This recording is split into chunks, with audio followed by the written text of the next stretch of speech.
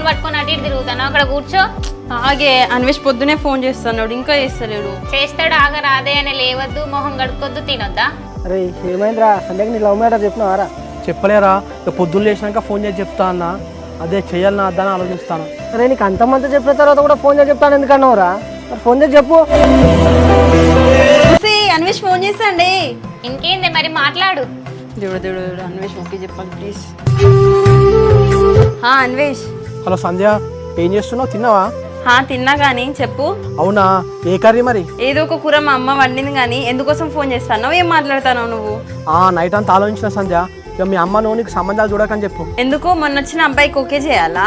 ఇగో ఎక్కువ చేయకు, నీకు అర్థమైందని చెప్పి నాకు అర్థమవుతుంది కానీ ఆ అబ్బాయిని కూడా రిజెక్ట్ చేసాయి. అన్వేష్ డైరెక్ట్ ముచ్చటకు రా, అంత సోది పెట్టకు నువ్వు.